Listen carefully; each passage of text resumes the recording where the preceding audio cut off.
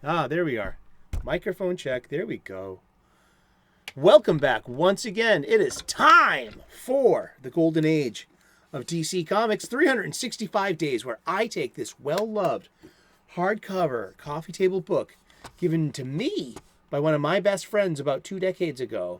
This has been surfing my coffee table ever since, providing us with a constant source of comic book shop style conversations, the kind I wish to recreate right here, right now, with you, me, us, and this conversation we've been having all year long. Thank you so very much. I am using this book, this 365 days book, for its intended purpose.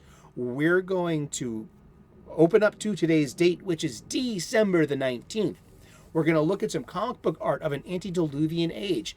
We're going to read the blurb, and then we're going to talk about comic books. And we're going to talk about comic books, you guessed it, every day for the rest of the year. That's right. The year is winding down. We've been doing this all year long. We're going to finish this year strong and then blaze on into next year with new daily 3 p.m. U.S. Eastern comic book content and keep this conversation continuing. Thank you so very much. God bless, namaste, and I hope that you are clobbering your problems and not being clobbered by them. Bye then. Bye. Pika, I needed you to look this up before the show. Yes. Captain America. Jack Kirby. We're looking up things.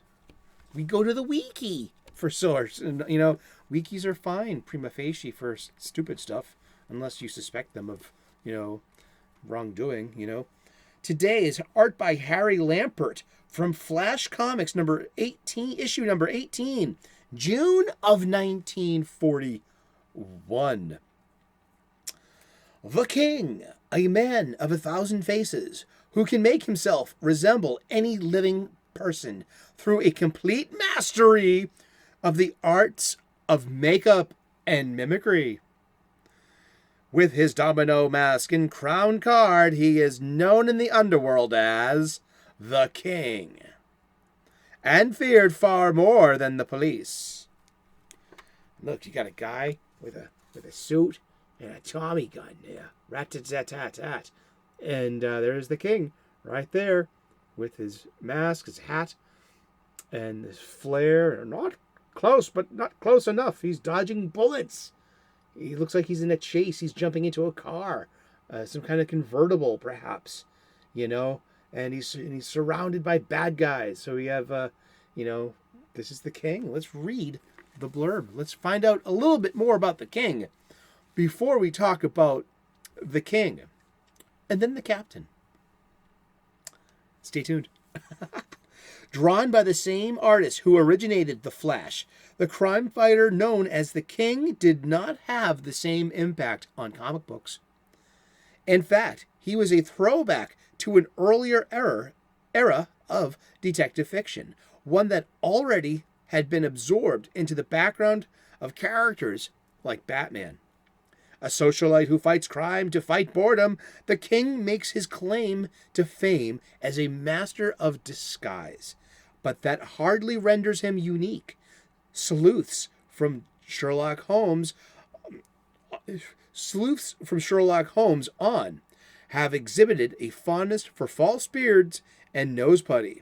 Also known as King Standish, the man of 1,000 faces, lasted 3 years. Yeah, the King.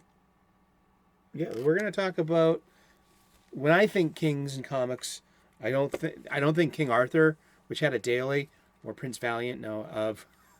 I think of Jack the King Kirby. Yeah, and his huge impact on comic books. Let's read this from the wiki real quick. Jack Kirby, born Jacob Kurtzberg, was born August 28, 1917, and he passed away February 6th of 1994. And he was an American comic book artist, writer, and editor, widely regarded as one of the medium's major innovators and one of its most prolific and influential creators. He grew up in New York City, and that's why a lot of his tales are very, New York centric. It's why that New York City, that Manhattan, why isn't New York the city of superheroes? I mean, why isn't there one in LA? It seems to be, so these were New York centric. And plus, remember, New York's Manhattan. Manhattan was unique. It was a city. Like, in this urban environment. And the rest of America had yet to catch up with that. It's a big angle there. But yeah, after serving in the European theater in World War II, Kirby produced works for DC Comics, Harvey Comics, Hillman periodicals. Before that, he was with he and writer-editor Joe Simon created the highly successful superhero Captain America for Timely Comics, the predecessor of Marvel Comics. And during the 40s, Kirby regularly, I'm not saying that again, teamed up with Simon, creating numerous characters for that company and for National Comics publications, later to become DC Comics. He served his time in World War II, where he actually killed Nazis. He had no fondness for Nazis. This is true. And he created Kirby Crackle, this beautiful, distinctive art style. Every time we talk about Kirby, we gotta lift a 10-pound weight, literally 10 pounds. My Kirby omnibus, the Fourth World stories that he did for DC Comics in the early 1970s. And it was these are confounding, confusing comic books, yet they're beautiful to look at, and the dialogue crackles like Kirby Crackle to this day, and it's a lot of good storytelling in here, and it's also ridiculously dated as well, with Don Rickles making an appearance. He was a comedian, a very famous comedian of that time. And there's an appearance by Don Rickles in the pages of Jimmy Olsen, Superman's pal. Superman's pal, Jimmy Olsen. Funny books. But, okay. I want to come back to a full circle to something. I got into a wonderful conversation with Thomas Gilkey over fish and chips and Guinness at an Irish bar a short time ago. And then we went to a comic book store, my local comic book shop, which is also a vintage toy store. And we picked up, we spent money there. It was just great.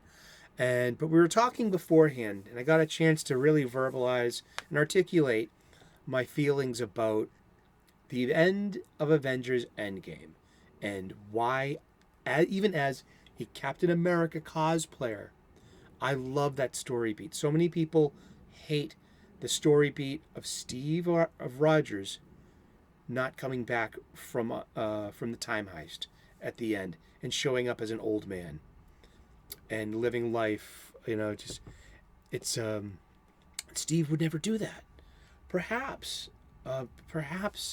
comic book Steve wouldn't do that, but Marvel Cinema Universe Steve is just as unique as Ultimate's version of Captain America, and we've covered the Ultimates a little bit. The Mark Millar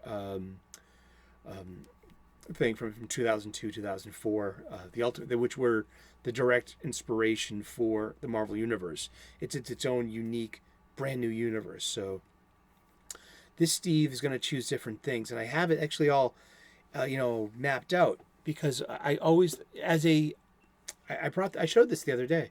I did. I bought this for $40 on Etsy. This is a replica of Steve Rogers' compass. Okay? And, remember, he loved Peggy. And he had this compass with him all the time. And it's an important part of my Captain America cosplay. And I think this is a big setup, a setup to that particular payoff. The compass directs to where? Home. What is home to Steve now? I mean, he's lived in this future. He's found, a purpose. But the compass, this is meant to represent home. And then I got a chance to, really get into it and say, because of the snap and because of the loss, and then having to come to Tony for help and seeing Tony in a log cabin, married to Pepper, and being a father, and seeing what happened to Tony, and Tony being one of Steve's best friends. Okay, and there's a point to this. I'm also going to tie this into something classically mythological as well, and hopefully this all makes sense. But so this doesn't peeve me. At the end of Endgame, they all have to put back their parts of the Tesseract or the Infinity Gauntlet back into the time, so it all works out. It's a cute comic booky thing. I liked Operation Time Heist. It was fun, and Steve realized something when he fought himself, the whole America's ass thing. That he could be literally in two places at once. I think something dawned on him there. It began something. And so by the end of it, Tony's dead. And so I'm going to bring up two other non-related things. They're going to dovetail. One is the Epic of the Gilgamesh. Okay? Now, Gilgamesh had... Enkidu was created for Gilgamesh by the gods, who he contended with at first, and then came to love and became his best friend and partner. And they went on many adventures together. But Enkidu dies along the way. And something changes within Gilgamesh. And he did something that he never wanted to do before by the end of the epic. He goes home. He goes home to Uruk. Meaning he has to go home to his wife and start being the king instead of being the wandering soldier, wandering warrior.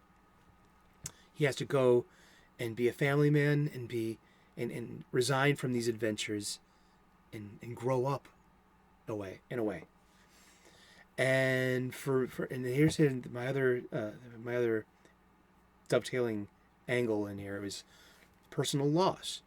I myself lost my best work friend through a sudden heart attack at work, during work, and it was quite literally traumatizing, or so says my diagnosis from the therapist I had to see after that. It really, that was really tough on me. But his name was Scotty, and he lives on in my heart. So much so that I cook like him a lot now, because I'm filling his role in our kitchen, even more so that he's gone. And sure, it's been a couple of years now, but still, I will make his chowder. And I've actually appropriated probably one of his biggest go-to lines. Don't worry about it. Yeah, don't worry. Exactly. Even keeled, and so Scotty lives on in my heart, and I'm glad to live like him in a way, to respect him and make sure that he's living on. Okay, so now let's bring this back to Steve Rogers, Captain America. And why the hell would he go back in time and stay there of all the selfish things? Well, now actually recognizing hey, I can literally be in two places at once, intellectually. And two, seeing Tony's happiness and feeling so much love for him. Listen, you found a family, you have a wife and a child, a home, and something that we never thought you would have. See, MCU Tony's a lot different than comics Tony. A lot of these characters in the MCU are very, very different. I mean, Jarvis is a computer and an AI that becomes Vision. In the comic book, Jarvis is a human person, and he's the butler of Avengers Mansion. And he kind of like the Alfred to Batman. You have Jarvis to the Avengers. And so from day one, there's always been these divergences, and it's the MCU is just a brand new universe, just like the Ultimate Universe, and these are just iterations. And but back to Steve. So I've made my Gilgamesh point, and I've made my Scotty point, but now let's talk about Steve's point. And now that Tony's dead. Tony sacrificed himself to save everything. And Steve had an opportunity to do something that he probably never would have thought of. But now he knows he can be in two places at once. He's back in the past, but he's still in the ice, waiting to be thawed out and found. And all of those adventures will happen the way they were supposed to happen. And he can have his cake and eat it too. And he, like Gilgamesh, goes home. He goes back to Uruk. And where is home for Steve Rogers? According to the compass, home is Peggy. I love that ending. It's romantic. It's melodramatic. I love it. I really do. It just... so comic book Steve wouldn't choose that whatsoever, of course. But this isn't comic book Steve. These movie characters are kind of tied into their actors, especially since you've had this, this magnificent march of time, of literal years, almost 2 decades worth of movies. In 2008 was Iron Man 1, and that's going on 15 years ago. Iron Man 1 was 15 years, and they've had this continuing movie story ever since. So we get to see that these movie versions are a lot like, it's like a sports career. They have a beginning, and they have an end. And so at the end of his career as Captain America, he wanted to put it down the shield. He wanted to go home. And he got to live that life. He got to be someone's husband. Maybe he got to be someone's father. Yeah, you hope it's not Sharon. Sharon is a niece to Peggy. I mean, so we've always had that weirdness. Peggy wasn't a big part of the comics. That relationship really wasn't there. These are movie ideas, and no wonder why Sharon went mad, became a big bad in Falcon and the Snowman. Falcon and the Winter Soldier, rather. Sorry, that's an '80s movie with Sean Penn and yeah, it's pretty good actually. Where was it? Yeah, Falcon and the Winter Soldier. Yeah, Sharon Carter is a big bad. Probably why, her boyfriend went back in time she got ghosted and dumped by her boyfriend for her auntie in the past. Yeah, it would piss me off too, huh? Good on you, Sharon Carter. Seriously. But yeah, I mean, I wanted to talk a bit, and I was blessed to have the opportunity to have a conversation with Thomas Gilkey over Guinness and fish and chips at the Irish pub, and about Endgame and about my feelings for Endgame. A lot of people do not like Steve Rogers' choice and reject it, and it can sour their experience on this great movie and this great character arc. But I just see it a little differently. I often do. I'm kind of a maverick. I have my own unique point of view, and I'm glad that I can elucidate it and share it with you and have a conversation about it. I mean, what do you feel about the end of Endgame? Lots of people were pissed off that doesn't make sense. That Steve would never do that. Comic book wise, I agree, sure, but the MCU is most definitely it's a unique thing, and it has good stuff and it's got bad stuff, sure, but overall, I mean, this interconnected live action comic books, comic book based movies and shows, it's quite impressive. It really is. And but as a romantic, as someone who loves melodramatic beats in an action story, like in Captain America: First Avenger, when he kisses Peggy, in the convertible, like that right before in Act 3, that's fucking great, man. I love that shit. I mean, the whole thing of the dance, and it's cute. And he got to, he learned from Tony, and he could be a bit more Tony-like. Because what did Tony do? Tony married Pepper, and they had Morgan, and they lived in a log cabin, and they were happy together until Steve dragged them back into this friggin' foolishness, right? But so Tony can live on in Steve's heart in a way by Steve being a bit more Tony-like.